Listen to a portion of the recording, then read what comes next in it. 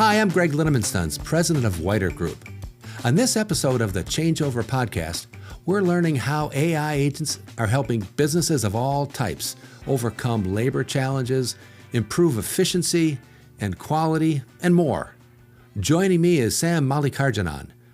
Well, Sam, thanks for joining me. I'm excited to hear about what you've been doing most recently as part of Agent.ai, that you've joined up with Dharmesh. You're general manager there. Boy, what a place to be. It's like being at NASA. Take us back to when agents first started to appear, when they started to show up as parts of products that all of us are using all the time. When would you say agents first started showing up? So to take an even slightly bigger step back, an AI agent versus just like the kind of AI and general machine learning that we're used to, the main differentiator is that it can take actions on your behalf. So it has agency in the literal sense, not the philosophical sense.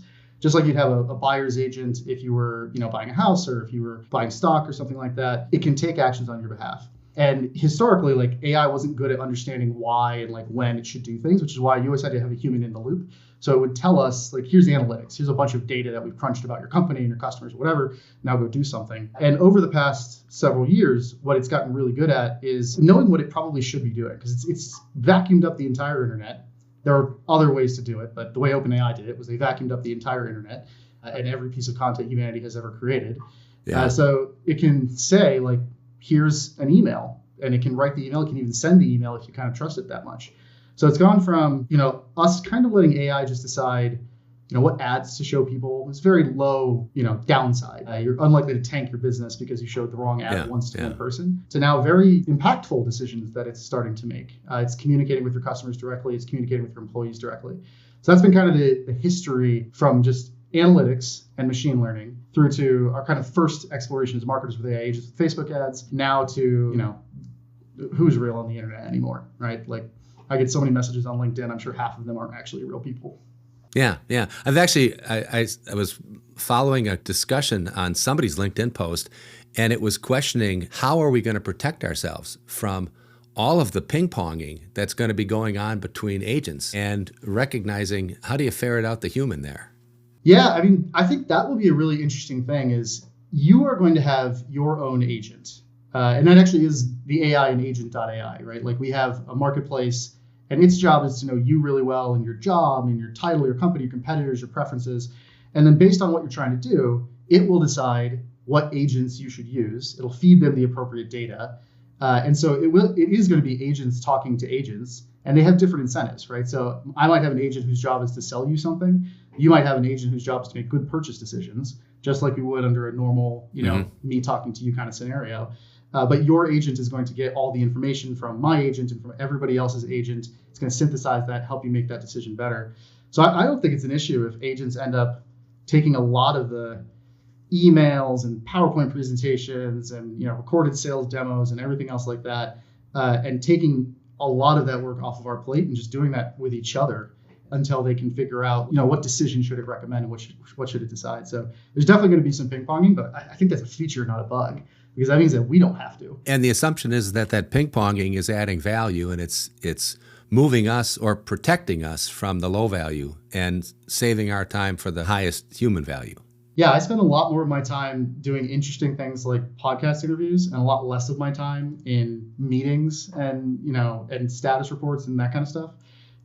Because I have agents that just attend the meetings for me and summarize the things that I actually would have cared about. So I didn't need to sit in a 1-hour meeting to get the 7 minutes of content that I would have found interesting. And, learning Spanish, getting better at chess, and doing podcast interviews, do whatever you want with the more free time that you have.